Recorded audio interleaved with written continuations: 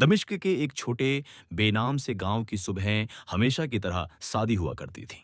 मिट्टी के घर, पत्थरों की संकरी गलियां, रोटी सेंकती हुई तवे की महक और दूर कहीं बकरियों की धीमी मिमियाहट। मगर उस सुबह हवा कुछ भारी थी, जैसे किसी अनकहे डर ने गांव की सांसें थाम रखी हों। गांव की सारी हलचल तब ठहर गई जब अचानक एक चीख गली से उठी। राशिद! उफ! कोई जल्दी आओ, राशिद गिर गया है। देखते ही देखते लोग अपने घरों से बाहर दौड़े। दूध वाला, बढ़ई, मस्जिद का मुअज्जिन, बच्चों को संभालती औरतें, सब उस पुराने टूटी दीवार वाले घर की तरफ भागे जहां राशिद अपनी बूढ़ी माँ सुगरा बीबी के साथ रहता था।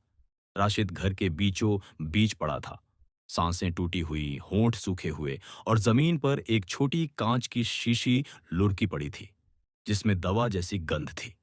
लोगों ने एक दूसरे की ओर देखा। किसी ने फुसफुसाकर कहा, "ये दवा कुछ ठीक नहीं लगती।" दूसरे ने बिना सोचे बोले, "ये जहर है।" और तीसरे ने सबसे आसान रास्ता चुना, "सुगरा ने ही दिया होगा, उसी ने मारा है।" भीड़ जैसे पगली हो गई हो। जो लोग कल तक सुगरा की मदद करते थे, आज उसी पर उंगली उठाने लगे। सुगरा बीबी दरवाजे पर खड़ी कांप रही थी। उसकी आंखों में वो डर था जो किसी मां की आंखों में सिर्फ तब आता है जब लोग उसके दुख को भी इल्जाम बना दें। "मैंने तो बस दवा दी थी, जैसा हकीम ने कहा था। मैं क्यों अपने बच्चे को मारूंगी?"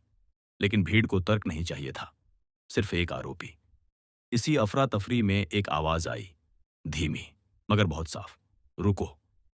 ये फरहान था, गांव का सबसे शांत, सबसे समझदार आदमी। वो भीड़ को चीरता हुआ आगे आया, राशिद के पास बैठा और नब्ज चेक की। फिर उसने उस दवा की शीशी उठाई, गहराई से सूंघा और कुछ पलों तक चुप रहा। फिर बोला, "यह दवा गलत तरह से ली गई तो जहर बन सकती है, लेकिन कोई सबूत नहीं कि किसी ने इसे जानबूझकर दिया।" भीड़ के लिए यह जवाब बहुत मुश्किल था, क्योंकि सच अक्सर भीड़ की मर्जी के मुताबिक नहीं चलता।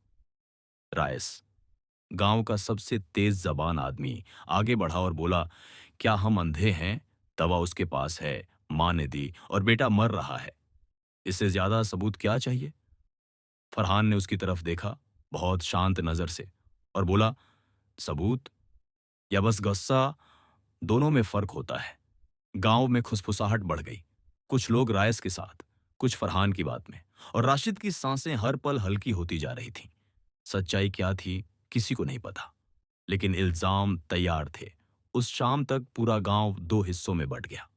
एक तरफ लोग जो मान चुके थे कि सुगरा ने बेटे को जानबूझकर मारा, और दूसरी तरफ वो कुछ लोग जो चुपचाप सोच रहे थे, क्या कोई मां ऐसा कर सकती है? लेकिन इस कहानी का सबसे बड़ा मुंह मोड़ने वाला मोड़ अभी बाकी था, और फरहान जानता था कि अगर उसने अभी सच्चाई नहीं निकाली तो भीड़ एक और फैसला सुनाकर किसी बेगुनाह की जिंदगी तबाह कर देगी। फरहान उस शाम राशिद की नाजुक सांसों को सुनते हुए सिर्फ एक बात सोच रहा था, अगर सच नहीं मिला तो ये गांव एक बेगुनाह मां को मिटा देगा। गांव वालों की निगाहें अब सुगरा पर थीं, कुछ नफरत से भरी हुई, कुछ शक से, और कुछ सिर्फ भीड़ का हिस्सा बनने की मजबूरी से। फरहान ने राशिद के घर को देखने का फैसला किया। भीड़ पीछे से उसका पीछा करती रही, जैसे किसी तमाशे की रूह उसके पैरों से बंधी हो। घर छोटा था, दीवारों की प्लास्टर झड़ चुकी थी, छत में दो जगहों पर आसमान दिखता था, मगर फरहान की नजरें किसी फर्नीचर पर नहीं, हर उस चीज पर थीं जो कहानी बताती थी। रसोई में मिट्टी के बर्तन, एक पुराना गिलास, एक मुट्ठी जौ की रोटी और दूसरी दवा की शीशी आधी भरी हुई। फरहान ने उसे उठाकर हथेली पर घुमाकर देखा। दो शीशियां, एक खाली, एक आधी। ये कैसी दवा है जो दो दो बार रखी गई? भीड़ से किसी ने चिल्लाया, "बस और माट सोचो, साफ साफ नजर आ रहा है, मां ने जहर दिया।" फरहान मुड़ा, उसकी आंखें ठंडी थीं, मगर आवाज बहुत साफ, "इंसाफ नजार से नहीं, सबूत से होता है।" उसने सुगरा बीबी से पूछा, "बीबी, तुमने ये दवा कब खरीदी?" सुगरा धीरे से बोली, "3 दिन पहले, रशीद के पेट की जलन के लिए।" "क्या हकीम ने बताया था कि इसे खाने के बाद लेना है या पहले?" सुगरा ने सोचा, माथे पर हाथ रखा। "अज ने कहा था, रोटी के बाद।" मगर रशीद ने रोटी नहीं खाई थी उस दिन। फरहान को जैसे धड़कन रुकती महसूस हुई। तो ये कत्ल नहीं, हादसा था। दवा भूखे पेट जहर बन जाती है, मगर क्या भीड़ ये बात मान लेगी, या वो मानना चाहती भी है? फरहान ने जब दूसरी शीशी उठाई तो उसके हाथों में एक ठंडी सनसनी सी दौड़ गई। दो कांच की बोतलें, एक आधी खाली, दूसरी आधी भरी। उसका दिमाग बार बार उसी सवाल के घेरे में फंस रहा था, जैसे कोई छोड़ा हुआ नोट हवा में उड़कर बार बार चेहरे से टकराता है। सुगरा तो यही कहती रही कि उसने केवल एक ही दवा खरीदी थी, वही जो हकीम ने दी थी। तो फिर दूसरी बोतल आई कहां से? भीड़ की निगाहें अब इल्जाम की तरह चारों तरफ फैलने लगीं। राइस की पहले की बातों ने आग को भड़काया हुआ था। मां ने दिया तो मां की गलती है। मगर अब नए सवाल सामने थे। क्या कोई घर में आकर बोतल रख गया, या यह बोतल खुद राशिद ने कहीं और से लेकर छुपाई थी? फरहान ने गहरी सांस ली और कहा, हमें शोर नहीं, तहकीकत चाहिए। उसने गांव के भरोसेमंद लोगों को बुलाया और पूछा, रात किसने क्या देखा? राशिद से आखिरी बार किसने बात की? बच्चे तो डर के मारे कुछ नहीं बोले, मगर एक बूढ़ा किसान धीरे से बोला, मैंने उसे रात को देखा था, आधा रोटा खाया और फिर छत पर जाकर अकेला बैठ गया था। आंखें लाल थीं, जैसे बहुत देर से रो रहा हो। उसकी बात सुनकर मानो पूरे गांव की फिजा बदल गई, और उसी पल फरहान को लगा जैसे हवा में कहीं कोई पुरानी दर्द भरी परत खुल रही हो। उसे एहसास हुआ कि कल रात छत पर बैठा हुआ राशिद शायद अपने अंदर एक ऐसी लड़ाई लड़ रहा था जिसका साक्षी कोई नहीं था। रात की वही ठंडी हवा, छत पर बिखरी हल्की सी चांदनी, और उस चांदनी में झुका हुआ राशिद का चेहरा, थकान से भरा, शर्म से भरा, और एक ऐसे डर से भरा जो इंसान को अंदर ही अंदर खाता चला जाता है। उसे अपनी मां की बातें याद आई होंगी, वो हाथ जो बचपन से उसके माथे पर दुआ की तरह रखे जाते थे, वो आवाज जो रोज कहती थी, बेटा सब्र से काम लेना। मगर उन बातों के पीछे छुपा हुआ सच वो कोई नहीं देख पाया था। उसे शायद वो शाम भी याद आई हो जब बाजार में कुछ लड़कों ने उसका मजाक उड़ाया था, काम नहीं आता, बस बहाने बनाता है। और राशिद ने सिर्फ नजरें झुका ली थीं, जैसे उसके दिल में पहले से ही इतना बोझ था कि एक और ताना डालने की जगह के नहीं बची थी। उसी रात मां ने हकीम को बुलाया था। हकीम ने दवा दी थी और साफ कहा था, पेट भर कर लेना, वरना नुकसान करेगी।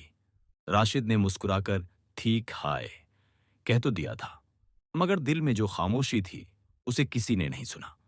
वह चादर के नीचे कुछ छुपाकर रखता चला गया, एक पुरानी रसीद, कुछ नोट, और वही दूसरी बोतल, जिसे किसी से छुपाकर रखने की उसे न जाने क्या मजबूरी थी।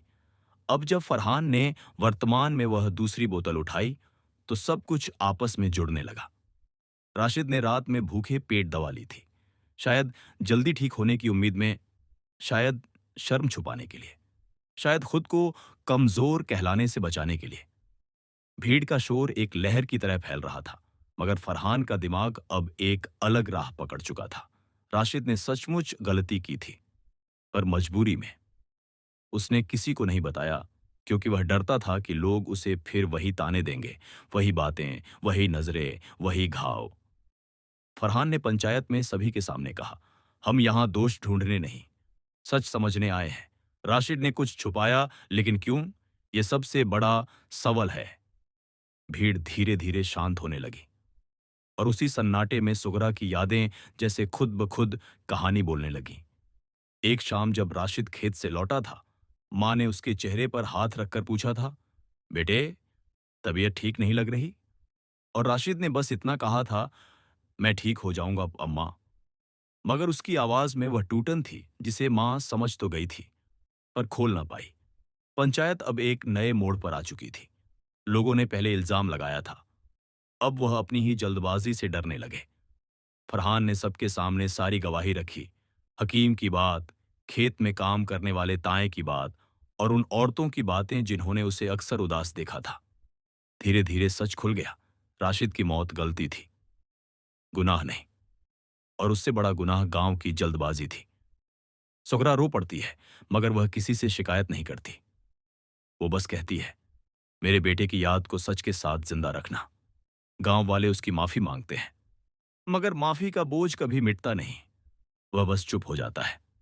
राशिद की दफन के वक्त मिट्टी डालने वालों की आंखों में दुख से ज्यादा शर्म थी। एक ऐसी शर्म जिसने उन्हें सिखा दिया कि किसी की चुप्पी का मतलब कमजोरी नहीं, कभी कभी वो सबसे भारी पुकार होती है। कुछ हफ्तों बाद गांव की हवा में एक नई नरमी आने लगी। लोग एक दूसरे को पहले सुनने लगे, फिर बोलने लगे, और हर घर में एक ही बात कही जाने लगी।